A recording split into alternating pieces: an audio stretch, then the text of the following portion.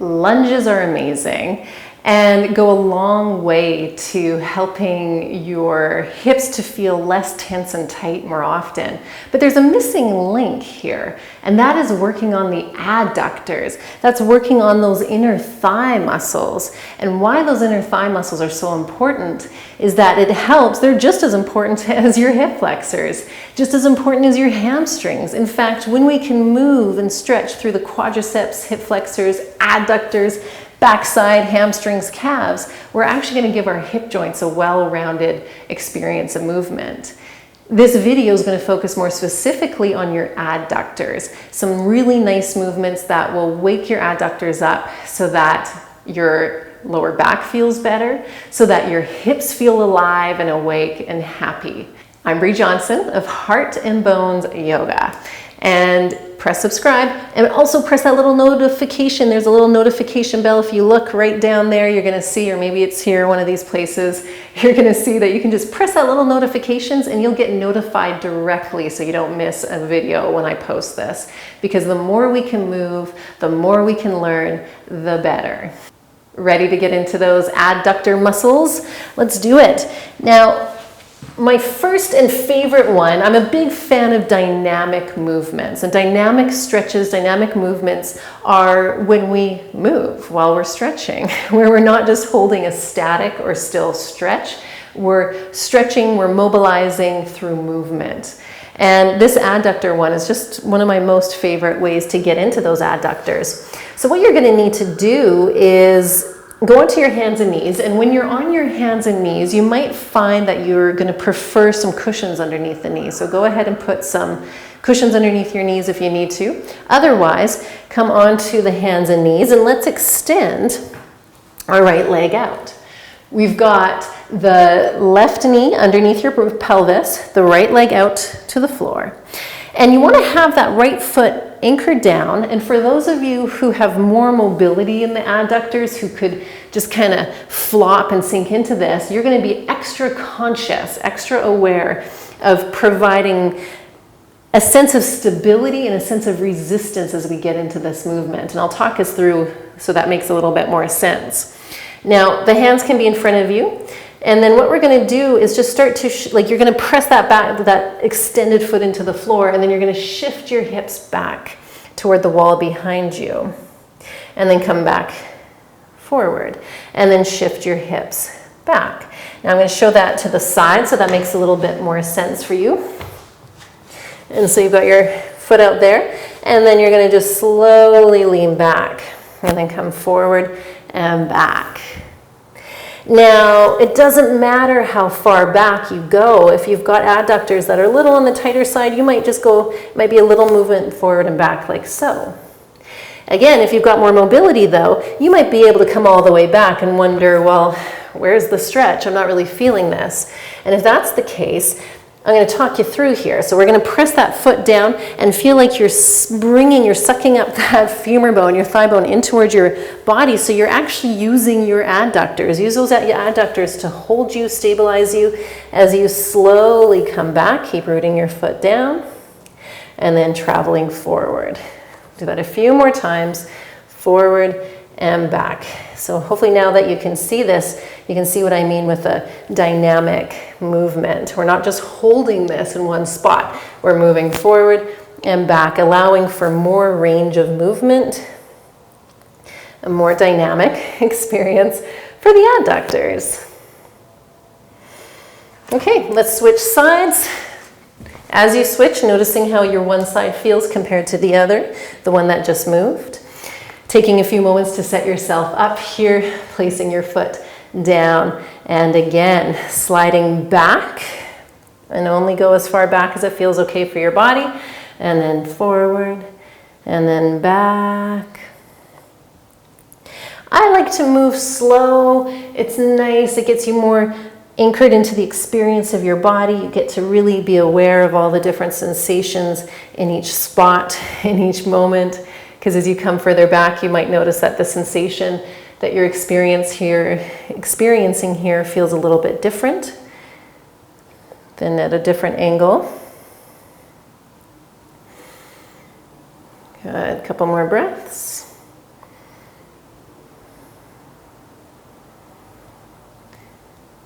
So nice. Remember, if you're not really feeling this as a stretch, get more stability. Press that foot down into the floor, plug, bring your femur bone, your thigh bone in so that there's actually muscle engagement instead of just letting your flexibility move you. We want to use the muscles to hold us here in the different movements.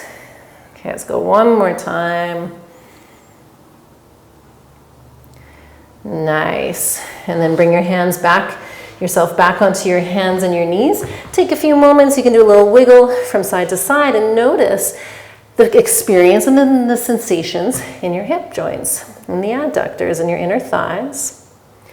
Now we're going to come up to standing, and as we come up to standing, we're going to open our feet and our legs wide. And your toes can be pointing out to the side. It doesn't matter what degree out to the side, just kind of a natural toe point out to whatever degree you're looking at there.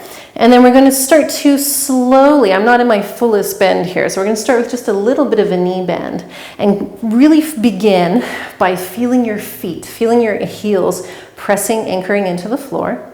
As you feel your feet anchoring into the floor, start to invite a little bit of what I like to call, and if you've watched my videos, you might be familiar with the schloop, right? So the schloop is sucking your thigh bones up into your body. And I'm not talking about sucking the thigh bones so that you're creating compression, just enough so that you're, feeling this engagement in those inner legs. So continue to press your foot down, plug your femur bones in, and then keep that sense of work, and you're going to slowly open your knees a little wider. You're going to slowly sink your pelvis down a little bit, but instead of just kind of hanging out here, which you're hanging out but not hanging out because for sure your muscles are working, there's a big difference between just holding or schlooping and creating resistance. So I'm going to continue pressing my feet down into the floor, plugging my thighs in at the same time as stretching them out. Hopefully that all makes sense for you. I'm going to continue to press my feet down as I almost straighten my legs completely, and then we're going to go back down and then slowly schloop everything in as you press your heels down, and again, slow contraction.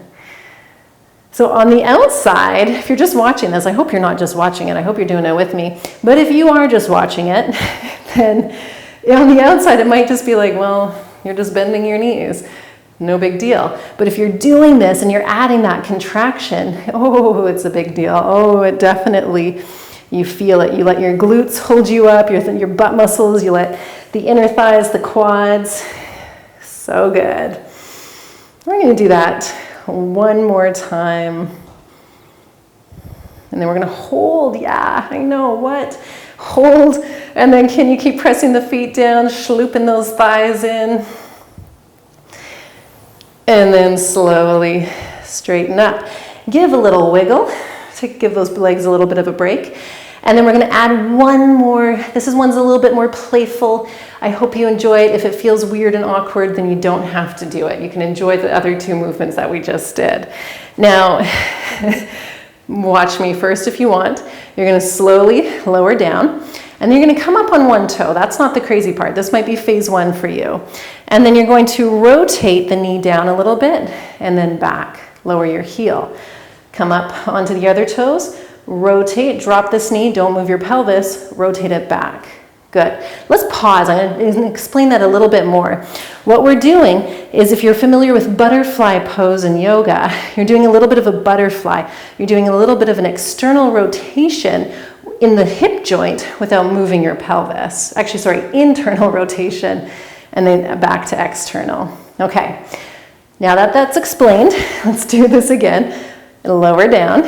Keep schlooping, get that stability, and then I'm going to lift my other toes, rotate internal, rotate external, heel down.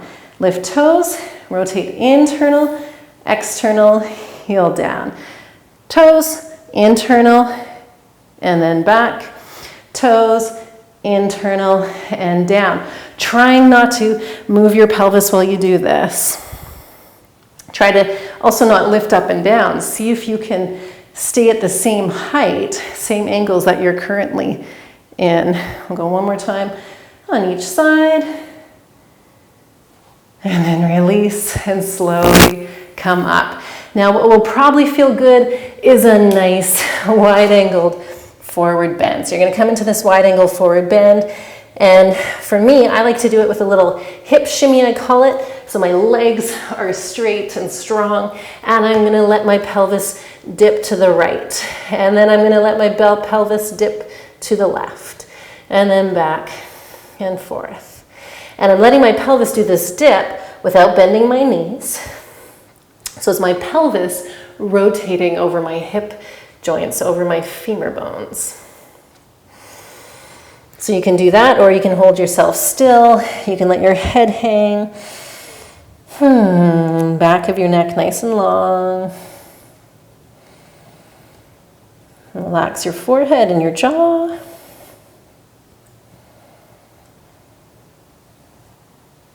And then release, walk your hands back. You can bend your knees ever so slightly and slowly come back up to standing. Now, pause. As you're standing, I'm going to sit. You can sit as well. But as you went through this little series, we just did 3 movements.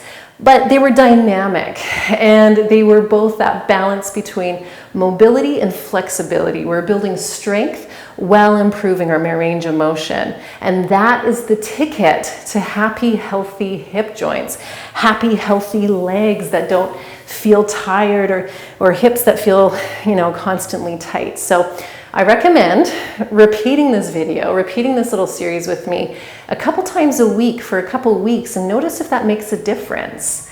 And as always, if you love these videos, and if you haven't already pressed subscribe, what are you waiting for? Subscribe and talk to me. Leave me a note in the comments. I want to hear more of what you like, how this particular movement felt in your body. And if you do this a couple times a week for a couple weeks, come back to me and let me know. I'd love to hear how it's made a difference for you. Again, I'm Bree Johnson, Heart and Bones Yoga.